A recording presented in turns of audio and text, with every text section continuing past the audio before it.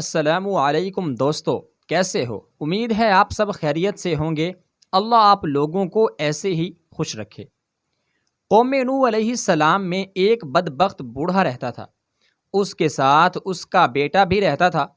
ایک دن اس نے اپنے بیٹے کو بلایا اور اس نے وصیت کرنی شروع کر دی۔ اس نے کہا، بیٹا، کبھی بھی نوح علیہ السلام کی باتوں میں ہرگز نہ آنا، بلکہ وہ تمہیں جہاں بھی نظر آئے تم اس کو اذیت پہنچانے میں کوئی بھی کسر نہ چھوڑنا۔ یہ ہمارے آباء و اجداد اور ہمارے معبودوں کو جن کی ہم عبادت کرتے ہیں انہیں یہ برا بھلا کہتا ہے۔ اس کے بعد وہ اٹھا اور اپنے بیٹے کو لے کر حضرت نوح علیہ السلام کی تلاش میں چل نکلا۔ اسے حضرت نوح علیہ السلام نظر آئے تو کہنے لگا، یہ ہے وہ شخص جس کے بارے میں تجھے نصیحت کر رہا تھا۔ یہ ساحر و کذاب ہے۔ اس کی باتوں میں آ کر اپنے مذہب کی تکذیب نہ کرنا اور نہ اپنے باپ دادا کے دین کو کبھی چھوڑنا۔ بدبخت بیٹے نے باپ کی جب باتیں سنی تو اسی وقت باپ کے ہاتھ سے اس کی لاٹھی پکڑی اور حضرت نوح علیہ السلام کے سر پر دے ماری، جس سے آپ کا سر پھٹ گیا، خون بہنے لگا۔ آپ نے بارگاہ الہی میں عرض کیا، یا الہی، میں نے اپنی قوم والوں کو شب و روز ہدایت کا درس دیا، انہیں کوئی تکلیف نہیں پہنچائی، لیکن انہوں نے ہمیشہ راہ حق سے فرار اختیار کیا۔ پھر فرمایا، اے اللہ، اگر تو ان پر نظر رحمت فرماتا ہے تو انہیں ہدایت کا راستہ دکھا، یا مجھے ان بلاؤں پر صبر عطا فرما، کیونکہ اب طاقت صبر ختم ہو گئی ہے اور ان کی حرکتیں برداشت سے باہر ہو گئی ہیں۔ کاش مجھے علم ہوتا کہ اس قوم سے کوئی بھی ہدایت پالے گا۔ ارشاد باری تعالیٰ ہوا کہ اب تمہاری قوم میں کوئی بھی ایمان لانے والا نہیں بچا، جنہیں ایمان لانا تھا وہ لا چکے ہیں۔ پھر ارشاد باری تعالیٰ ہوا، اے نوح، اب ہدایت پانے والوں میں نہ تو باپ کی سلبوں میں اور نہ ماؤں کے ارحام میں کوئی باقی رہا ہے۔ تو پھر جناب نوح علیہ السلام نے عرض کیا، اے رب العالمین، خطہ زمین پر کسی کافر کو زندہ نہ رکھ۔ حضرت نوح علیہ السلام کی یہ دعا قبول ہوئی اور عذاب کا حکم جاری ہوا۔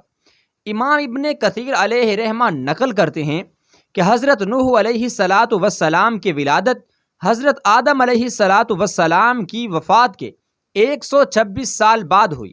آپ کا شمار اللہ رب العزت کے ان جلیل القدر انبیاء میں ہوتا ہے جن کا تذکرہ قرآن پاک میں فرمایا گیا۔ قرآن پاک کی 28 سورتوں میں آپ کا ذکر خیر فرمایا گیا۔ آپ نے پیغمبروں میں طویل عمر پائی، اس کے باوجود نہ آپ کا کوئی دانت گرا، نہ آپ کا کوئی بال سفید ہوا۔ عبادت و ریاضت کا یہ عالم تھا کہ دعوت، تبلیغ و ہدایت کے باوجود ہر دن رات میں 1000 رکعت نماز ادا کرتے، اور آپ ہی کو اس سلسلے میں اولیت حاصل ہے، اور آپ کی بد دعا سے ان کی امت ہلاک ہوئی۔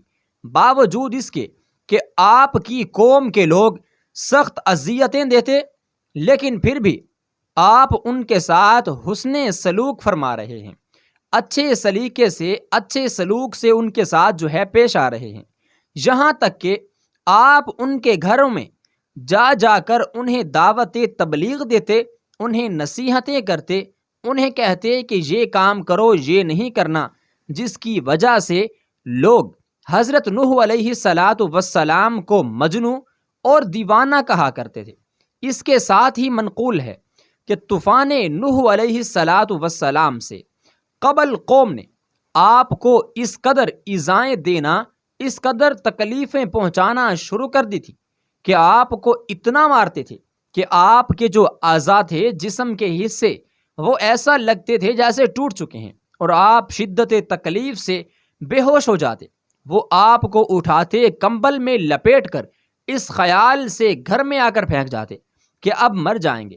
کئی بار ایسا ہوا، تاکہ گھر میں پھینک کر اوپر پتھر بھی ڈال جاتے تھے۔ رات کو حضرت جبرائیل علیہ السلام آسمان سے آتے ان کے اوپر سے پتھر ہٹاتے اور آپ کو وہاں سے نکالتے، اپنے پروں کو زخموں پر ملتے، جس سے زخم فوراً ٹھیک ہو جاتے۔ اگلا دن ہوتا تو آپ پھر قوم کو گمراہی سے نکالنے کے لیے نکل پڑتے تھے۔ تاریخ طبری میں ہے کہ حضرت ابن عباس رضی اللہ تعالی عنہ سے ایک روایت مروی ہے کہ اللہ تعالیٰ نے 480 سال کی عمر میں حضرت نوح علیہ السلام کو نبوت عطا فرما دی۔ 100 سال آپ نے لوگوں کو اللہ کے دین کی طرف بلایا، لیکن قوم نے کسی بات کو بھی ماننے سے انکار کر دیا۔ پھر اللہ تعالیٰ نے آپ کو کشتی بنانے کا حکم دیا، اور جب آپ کشتی بنا کر اس میں سوار ہوئے، اس میں بیٹھے، تو اس وقت آپ کی عمر مبارک کچھ 100 سال تھی۔ پھر عذاب نازل ہوا اور تمام سرکش، نافرمان، باغی لوگ پانی میں ڈوب گئے، غرق ہو گئے۔ حضرت ابن عباس فرماتے ہیں کہ نوح علیہ السلام نے کشتی کے بعد 350 سال مزید زندگی گزاری۔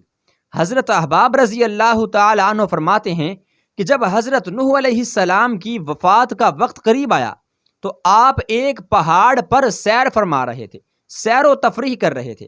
مالک الموت روح قبض کرنے کے لیے تشریف لائے تو آپ پیچھے پہاڑ پر تشریف لے گئے۔ جب مالک الموت کا سامنا حضرت نوح علیہ السلام سے ہوا تو عرض کی کہ آپ کی موت کا وقت ہو چکا ہے، لہٰذا میں آپ کی روح قبض کرنے آیا ہوں۔ حضرت نوح علیہ السلام نے موت کی تکلیف کا تصور کیا تو زوردار نعرہ بلند کیا، حتیٰ کہ یہ سن کر جنگل کے تمام جانور وہ جمع ہونے لگے۔ پھر آپ نے مالک الموت سے برائے تعلیم امت فرمایا، مجھے اتنی مہلت دی جائے کہ میں اپنے گھر والوں سے رخصت ہو لوں۔ آپ کا یوں فرمانا اس وجہ سے نہ تھا کہ معاذ اللہ آپ موت سے فرار حاصل کرنا چاہتے تھے، آپ موت سے بھاگنا چاہتے تھے، بلکہ آپ تو امت کو یہ درس دے رہے تھے کہ موت کا لمحہ آنے سے پہلے پہلے جو اچھے اعمال کر سکتے ہو کر گزرو۔ موت کا پتہ نہیں، کسی بھی وقت آ سکتی ہے، کیونکہ با وقت انتقال کسی عمل کی مہلت نہیں ملے گی۔ چنانچہ مالک الموت نے کہا، مجھے اس کی اجازت نہیں کہ آپ کو مہلت دی جائے۔ یہ سن کر آپ نے فرمایا کہ اس جنگل میں میری نمازی جنازہ کون پڑھے گا؟ مالک الموت نے کہا، ابھی جبرائیل علیہ السلام ملائکہ کی یعنی فرشتوں کی ایک جماعت کے ساتھ آ رہے ہیں، وہ سفر میں ہیں، اسی مقصد کے لیے آ رہے ہیں کہ وہ آپ کا جنازہ پڑھیں گے۔ یہ معلوم ہوا تو آپ وعدہ الہی کی تکمیل کے لیے رضامند ہو گئے۔ اسی اثناء میں حضرت جبرائیل علیہ السلام تشریف لائے اور دریافت کیا، اے انبیاء، میں سب سے طویل عمر پانے والے آپ نے دنیا کو کیسا پایا؟ حضرت نوح علیہ السلام نے فرمایا، یہ دنیا اس مکان کی مثل ہے، اس مکان کی مانند ہے جس میں 2 دروازے ہیں، ایک سے داخل ہوئے اور ایک سے نکل گئے۔ اس کے بعد مالک الموت نے آپ کی روح کو قبض کیا، فرشتوں نے آپ کو غسل دیا اور وہیں آپ کی نمازی جنازہ پڑھی گئی۔ کہا جاتا ہے کہ عفت آسمان کی مخلوق کسی کی وفات پر ایسا نہیں روئی جیسا کہ آپ کی اس دنیا سے رحلت فرما جانے پر روئی ہے۔ دعا ہے کہ اللہ کریم ان کی برکت سے ہمارے اوپر رحمتوں کا نزول فرمائے اور ان کے ذکر خیر کی بدولت ہماری بھی بے حساب مغفرت فرمائے۔ سب کہہ دیں آمین۔